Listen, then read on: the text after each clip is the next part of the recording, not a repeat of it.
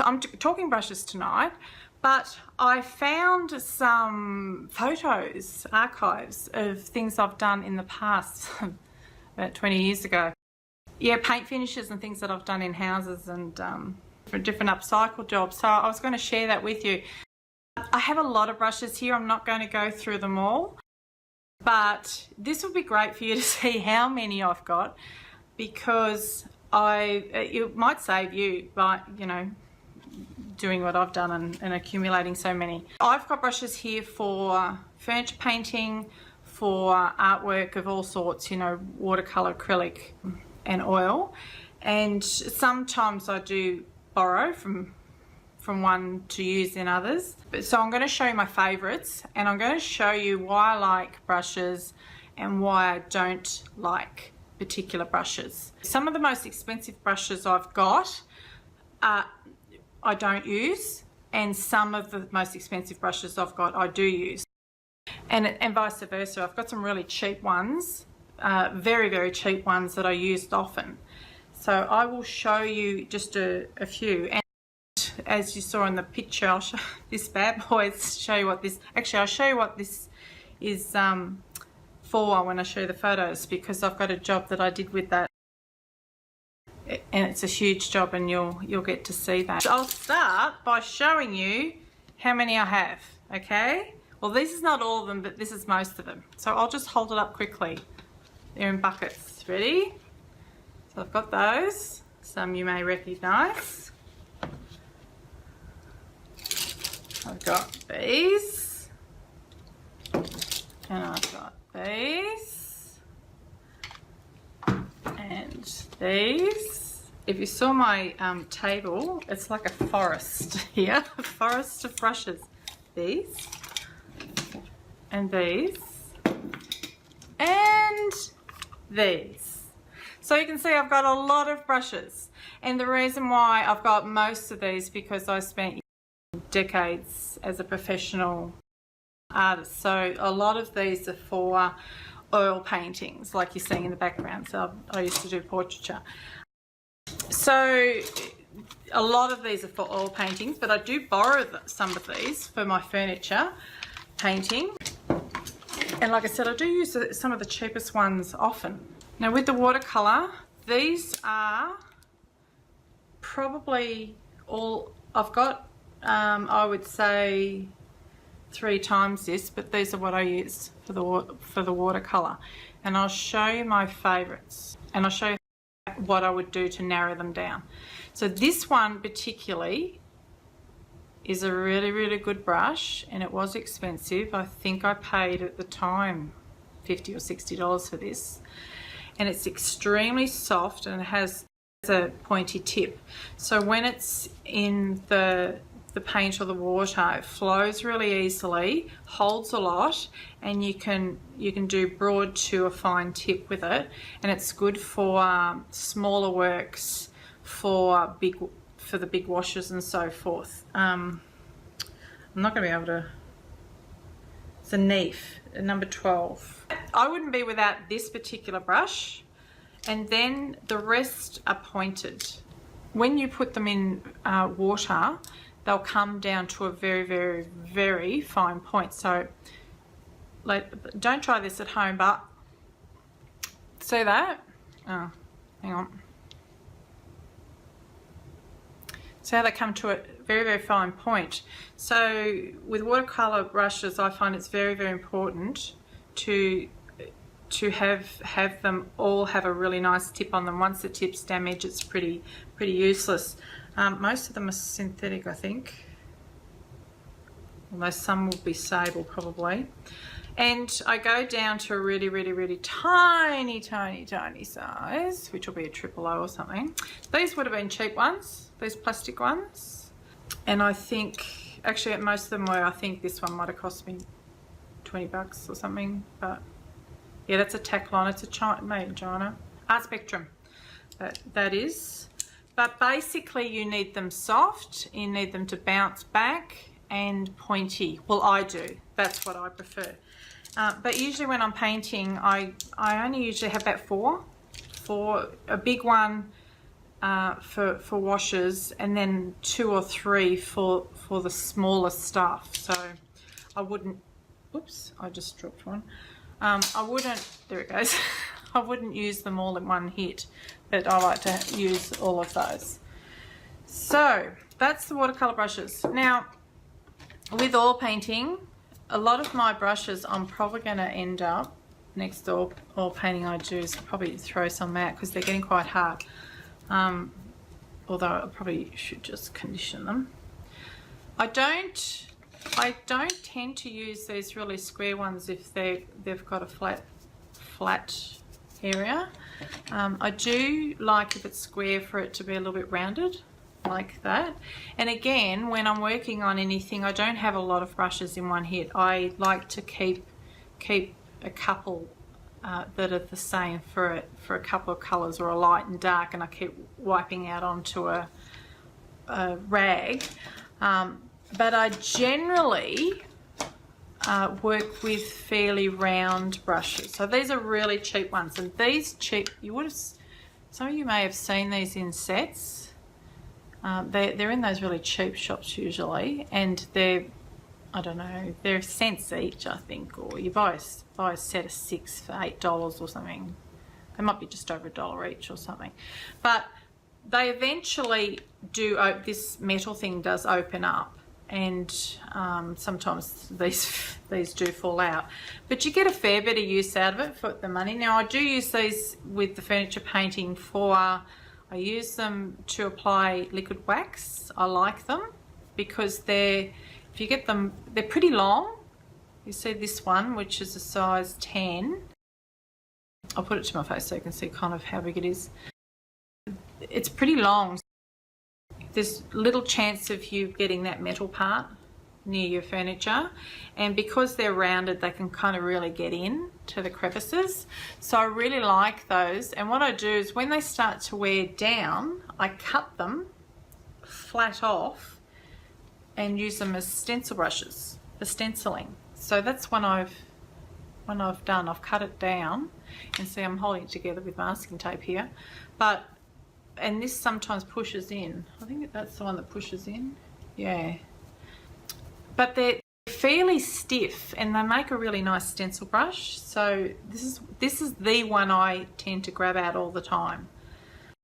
For stenciling, I pretty much only use that one unless I can't find it. I do have stencil brushes, but I don't use them. Now I do have this. This is a very, very soft hair brush, and it's very, very, very, very soft. I use that for blending. So if I'm doing my furniture, and with painting, I'm doing a furniture or a big tabletop with glazes and that, and I want to soften, blend it off, I use this as a dry brush, and it is also good for dry brushing. So it's very, very, very soft, and but again, it's got good bounce though. This is one I regularly grab, that I wouldn't be without as well. Just basically, these are the kind that I like for the oil, the round and the rounded flats. So a few of those. That's a pretty common size that I use, which is an 8, and the smaller 8 and down. Really, I don't use a lot of big ones. So a lot of these ones that I showed you earlier don't really get used. And I've got the fan brush, which I don't know if I hardly ever use that. So if you're looking at fan brush, I don't use that. Okay, so you can never have enough nice pointy small brushes though, because sometimes they do wear out. I do lean towards synthetic or sable, because they just fan out, you know. The cheap ones, that's rubbish. Yeah, so here's some, these are stencil brushes, and I don't use them. But basically it's the feel of it, the tension in the brushes and the feel of it. When I'm furniture painting, to me, the brush itself is really important, but what's more important to me sometimes is the handles. And there are some really good brushes out there that I do like, and I do when I first got them, I thought, oh, they're really nice, but I find the handles are too thin for me. So I'm hoping they change that, because the tops of these are Klingons, and I do still use them, but I find I'm limited to how long I can hang on to that brush and how hard I can go and all the rest. Now, I do a lot of painting, so they are good brushes. They hold up well, they wash up well, they've got a nice bounce, but I find that thin handle a problem. And this is the Annie Sloan one. This one cost me my first child, but I think it was like $80 or something. I used it for a little time. I like the handle, but I'm not keen on the length of that. Now, I think this is the wax brush though. Now, I don't do a lot of waxing with a brush, so I really don't need brushes, but that's not very soft. Now, there might be a longer one that might be better. The handle's good, but I'll show you where I went with them. I've ended up over here, and I think these guys should sponsor me or something, because I'm showing people all the time. Now, this is from Bunnings. I'll show you a new one. Just a round brush, nice handle, big long handle, and it's the same synthetic. This one needs a clean. I can feel it. Same synthetic bouncy thing. I had a new one here. There it is. That's what I used. They're about $15 from Bunnings, and I love them. Then I tried recently. I think these are also available. I'm pretty sure they are available in Bunnings, but the Unipro. Now the Unipro. Oh, hang on. The Unipro, this was given to me to try, and I really like it. I don't sell any of these brushes, by the way. This is an honest review. So I really like it because, again, it's got a handle I can grip onto for a while because it's not too thin. You see the one I showed you before, and some people are going to hate me for this, but I'm sorry. This is honest, okay? I find the thinness. I'm going to have to wrap those handles so that I can use those brushes. So I like this handle, and this is very, very beautiful and soft with lovely bounce and a nice big point. So this is really good for getting into the ornate stuff. I'm not sure how much they are. I think they're probably comparable with these, or maybe they might be a bit cheaper because this was a trial brush. So that's what I like in there. And then the others that I found, because I use a lot of flat brushes like this for painting furniture. Okay, most of mine are Monarchs. I think these, depending on what you get, sometimes drop their hair, which is a problem. The Monarchs have been a really good brush, and they're nice and soft and bouncy too. But I don't know actually if you can get them anymore, because I got these. I bought a heap of them before. What was the hardware that just closed down recently? Oh, it escapes me. Type it in if you know it. It escapes me. But there's a major hardware that closed down recently, and I bought them from there. So I don't know where Monarchs are sold now, but that's what I've got, and I use as flats. So I use them for a lot of body work. So that's that, and then a lot of, I'll show you these others. These are synthetics. In fact, I'll show you the ones I use all the time. I've got some backups here.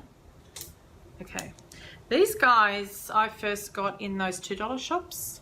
They're a little bit more expensive to buy now, but they're still not expensive. And they are synthetic. They've got like a red synthetic end. And I tend to use the flats, the square flats, a lot on the furniture for details, and for adding gold glazes and gold paint, and you know, when I'm doing stripes or anything. They are soft enough to give a nice, if you want to get really finicky with it. In fact, I'll show you close up. This one's really worn. You see that? But it's still going strong. Yeah, so they're great value. I really like those. I don't tend to use the round ones, but mainly the flats. And these sizes are 12. That's small for a 12 brush, really, because some other brushes 12 will be 4 times that size. The 16 is my regular one, and down to about an 8 and a 6. So they are my main furniture brushes. Now I'll show you what that big one was for. So out of all those brushes, if you didn't see the brushes, go back to the start of the video. You'll see like there's buckets and buckets and buckets of brushes sitting here. So out of all those, they're basically what I would use. Oh, and I also for painting I use a rigger as well, which is it's hard to see when it's dry, but it's very long, thin hair. So it's very fine brush, and it's good for long strokes. So if you're doing fine work on your furniture too, if you're doing borders and so forth, then you want to get a good even thin line with something. If you're doing freehand, the riggers are really good because and you lift up with a rigger.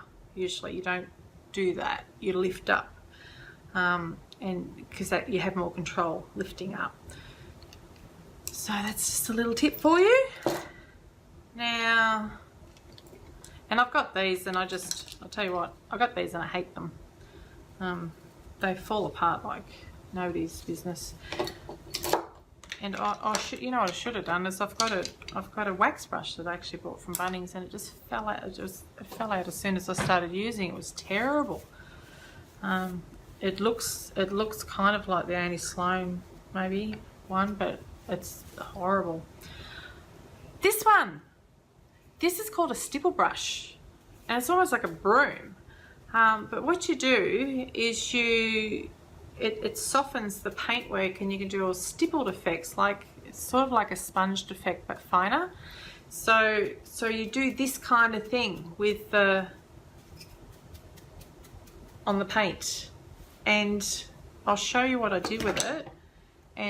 But it comes with a warning, because when I used it to do, I've done a floor in it, and this floor was the size of a double garage at least. It was a bedroom, and it was huge, and I could not use my arm for 3 days after I used it. So use it on small jobs, not big jobs. Okay, so yes, Sue, thank you. Masters was the place. Yes. So this is the floor. Can you see that? Right? That's the border I did on it. And all of the floor was almost done like it's almost like a marble finish. It was huge. I've got another picture. There was more photos than that. Oh, here it is. It only shows part of the room, but so it's in a bedroom, and all of that floor was painted and sealed, and there was a border that went around the whole room, and that picture there I showed you was the corner of the border. So I used that brush for the majority of that, and it was a matter of laying on the different colors and bashing away at the floor with this, and yeah, it killed my arm, but it looked great. The floor looked great, and that's what counts, I guess. So that's it on the brushes. I'll show you quickly show you these photos that I found, some early jobs, so just out of interest, and then if you've got any questions, pop them in and I'll answer them.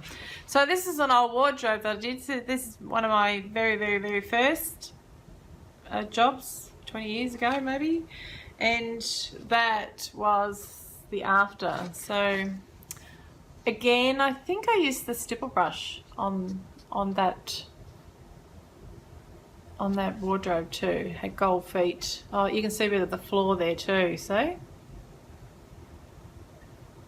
So So that was before and after that. And I did a bath.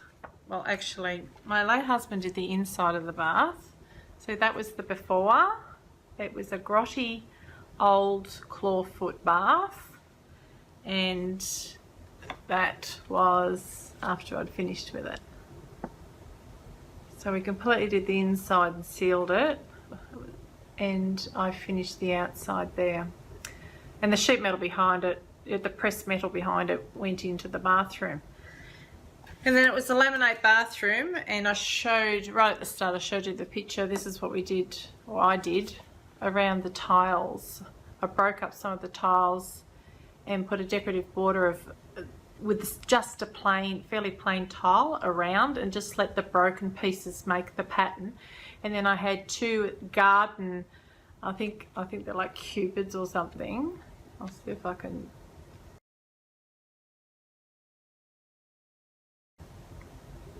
They're like a cupidy plaques, and I inset them in around it, and then everything else in there, the mirror and everything, would have been hand painted too.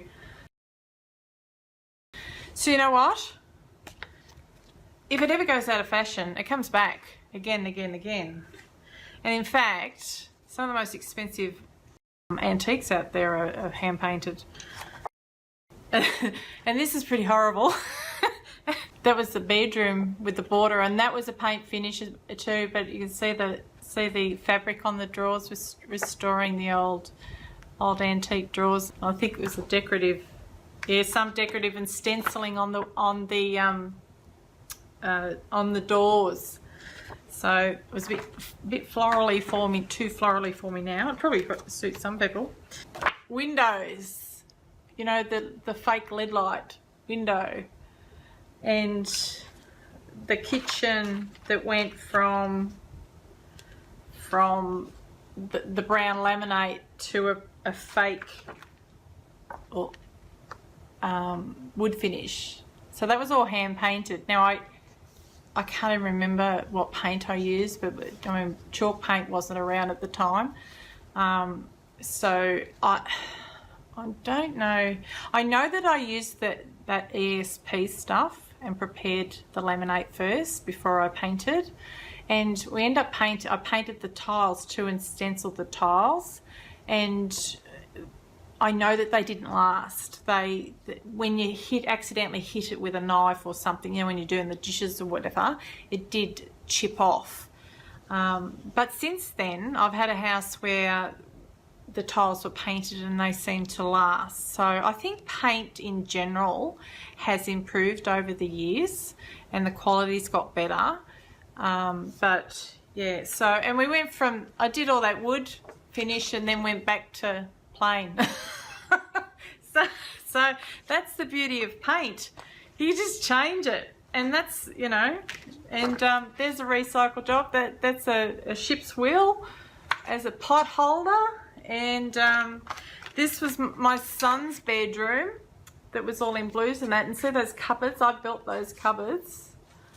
My dad's a bricklayer and a handyman, and I used to watch him as a little girl. So I built those cupboards, but you know what they were made out of? They were made out of Cadbury's confectionery trays. They were wooden trays that used to hold the bars in.